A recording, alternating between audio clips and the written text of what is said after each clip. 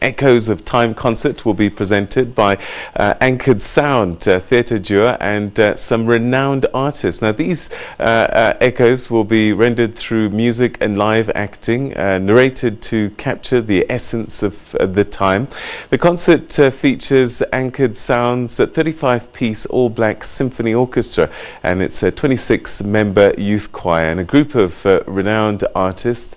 Well, today in studio we're now joined by Ofentse Pitse, who's the first young black woman to own and conduct a black orchestra band. Thanks so much indeed for joining us. Welcome to the program. Thank you so much for having me, Peter. It's an honor to be here. Wow. You know, and to be talking about such an important work as emancipating the black child through the arts and music. So it's an honor for me to be here as well. We're honored to have you actually. I've been watching orchestras for years and years, and I've seen lots of young black people amongst these orchestras. Yes. And it hasn't struck me until now that there's never been an all-black orchestra. Ever. Like in the entire, not even just in the African diaspora, but in the entire world, you don't find like an all-black orchestra. So that's what makes this so unique, so important, and it also echoes that the fact that we all have to get behind us, you know, because it's never been done. And the fact that it comes from Africa, you know, the first of its kind, we all have to like support this and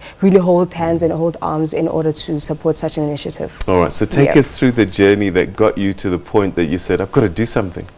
Well, I grew up loving classical music. I started in the Salvation Army and I was taught how to play an instrument. So from there, obviously, I mean, it's marches in the Salvation Army. You will be introduced to classical music and jazz.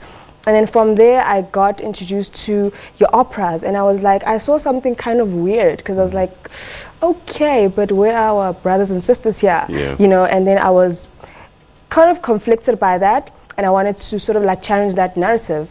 And then it's more of a gift than anything because I don't have any musical degree. I studied architecture, so that's all I know. But this is more of a gift than anything. And then I also wanted to do something to give back to the community, right? But not just to do face painting or whatever. I just wanted to give something back in the form of art. And the beautiful thing about classical music is that it requires a certain character. It builds a certain character within you because you have to view yourself in a certain way. If you are singing maybe an Italian sonnet and you are depicting a king or a regiment or whatever, you have to see yourself in that light. So it also works in the psyche as well. Like I noticed that, okay, these young people are actually changing, you know, their lives actually change through this music. And most of them come from like disenfranchised homes where you still have the long drop toilet system, but they get to rehearsal and they're able to emulate Pavarotti and all that. So I looked at that, I was like, how about we make it African? So and then we looked at the works of Mzilikazi Khumalo, which is the great professor, which for me is like the real life living Stravinsky. So I wanted to just celebrate not only his music, but to pass the baton, to say that there's actually African composers who write amazing music, and how about we celebrate that? So it's to also create that generational storytelling feel, to say that we shouldn't now celebrate people after they're gone and say that he was here. How about we do it now, and black on black on black. So how did you go about assembling this team? Who did you find and from where? I think because the group of friends that I associate myself with, most of them were musicians. So this started with conversations that we were having, maybe in the kitchen or maybe at band rehearsal, like I was saying at church. And then we were like, okay, how can we go about this? And you know, when you're dealing with, obviously we have this collective thing that it's too hard or it cannot be done. So for me, I'm a go-getter. And then I was like, okay, let's see. If I fail, I will fail trying. So then I went for it, and then before you know it, people actually, we started having the same conversation that it'd actually be interesting. How about, you know, there's like, the first violin section is like 4 of us, all black, the horns all black, you know, the cellist all black, and even the percussion section all black. And these are young people who have dreams. It's not just people who, I don't know, come from well-off homes or whatever. These are young people who have dreams and who just want the opportunity. And talented, I guess. This is the key, isn't it? Talented. You want to celebrate excellence and put it out there that you can be just as good and better. Yes, yes. All right. So tell us about, I mean, so some people at home are thinking a band. I've seen black bands. What differentiates an orchestra from a band? Well, give us some of the instruments that play and that kind of thing. Well, I think the the color of it all. Yeah. Orchestra is more light and more elegant. You know, I mean, bands maybe, for lack of a better word, you make noise, but with orchestra, there's a certain reverence about it, you know, and hence it comes from Europe. You know, you go to Italy, that's all they know. From Tuesday to Sunday, it's just orchestras. So bands have a thing where they just maybe are able to play anything. With orchestras, it's music, it's notes, it's standards, it's grades, it's techniques. So there's something very distinct and very like prestige about an orchestra. So hence now the juxtaposition of... And the teams are bigger, aren't they? And trying to put it all together to make one piece of music is quite a thing. All right, so have you played in front of audiences? How have you been received so far? We have, and for most part people have been shocked, because I mean, the first African black woman to actually conduct. That's tough, to stand in front of people who, I mean, they're very good at what they do. Some of them have and are part of the most celebrated orchestras in South Africa. Some of them have studied overseas and actually have like a great grand respect. So now to stand in front of them and have them under my command, like command them with my baton, it's an honor. So it's part of the whole thing of saying that I want to add to the rise of the black economy in a way. So how about we use art? Because you find that most of them are talented, but then they have to now go to corporate during the day because this field does not really pay or whatever. So hoping that along the way we can create an environment where this actually is sustainable for them, and also for those who are looking at them like, I want to be like that. All right. Did you say you're not classically trained yourself, but you've taught yourself, and there you are standing in front of this full-on orchestra? It's a gift. It's a gift, and observing people, like in church, you see how the conductor conducts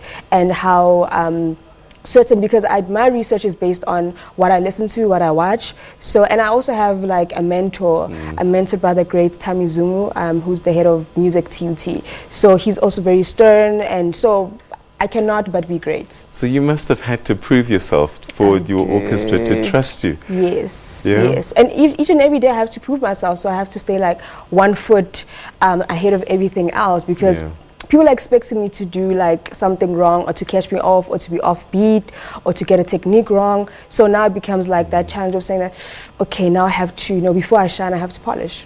And you're a young woman, and over the years, I haven't seen a lot of young black girls getting into this, and I wonder, has that changed, and how have you been able to address this in your orchestra? Well, to be quite honest, I've done my research, and I stand to be corrected though. I'm the only young black female in the whole world who's actually doing this, and the second black to be doing it. The first, there's Roderick Cox, who's actually the assistant conductor for the, I think, the Minnesota Orchestra, and then there's Ofentse Pitse. So, I mean, coming from Africa, that's a big deal. What about your band in terms of black girls participating? Have you got a good number? There are actually not a huge number, but there are those black girls, and there's one who plays the trombone, and when I see her just pull that trombone and that slide, I'm like, wow, that's girl power. There's one who plays the violin, the French horn. So it's also that thing to say that at the end of the day, we ought to not make it very like male dominated or whatever, because most part, if it's not like very Eurocentric or non-African in a way, it's male. Yes. Very exciting. So if people want to watch Anchored Sound, where do we go? Well, on YouTube we are there, Anchored Sound, Instagram at Anchored Sound. We're not yet on Twitter, but people can follow me on Instagram and Twitter because I always post the stuff. And it's actually just a great experience. So even with the videos that I post, you will see that it's more than just music and making noise. It's about an experience, about just being very flat-footed about storytelling in the African context. All right, and the next event? Tonight we are presenting the Echoes of Time, featuring fellow healers, seekers, and alchemists, Nduduzo Makatini, Mbuso Khoza, Linda Skakani, Ndabo Zulu, Ayanda Sigat on the drums, and Zwelake Duma. And this is featuring now the 35-piece orchestra, as well as my youth choir. And we also being directed and curated by, you know, the illustrious, the theatre duo. So it's going to be an amazing experience. So we've been rehearsing. Even after this, I have to rush to rehearsals. This is Joburg Theatre's main stage, which is the Mandela stage. So Joburg Theatre tonight, 7 p.m. to 45 of you in the orchestra, plus a choir. Yes. This is going to be a full-on experience. Amazing experience. And not only that, we're doing the works of Professor Mzelega's Khumalo, which is Ushaka. He wrote the whole oratorio for Ushaka, Kasenza Ngakona, as well as Princess Magogo. So we can expect just storytelling in its greater context. Yeah. Because of your uniqueness, I mean, I see a global journey for you. Is this what's in your heart? Please get us there. Of course. I mean, from here on, obviously trying to get the relevance, it's hard to get people on board, to be quite honest. Even to pull this off, I don't know how I did it, but I think because it's time. It's time we do it. So if I'm hoping we can get the relevant people on board to say that, you know what, we believe in this, you have already started, let's help you cross. And I guess this is where sponsors come into play. Yes, please. So we need all of those sponsors and, you know, various stakeholders to be like, let's help you cross, because it's not just for us, it's big for Africa and the arts as a whole. So that's what's important about everyone just coming on board. Oh, Ofentse, we're so excited. I'm going to try my hardest to come through tonight. Please, I'll have you on VIP. We can get tickets as we arrive, right? Yes.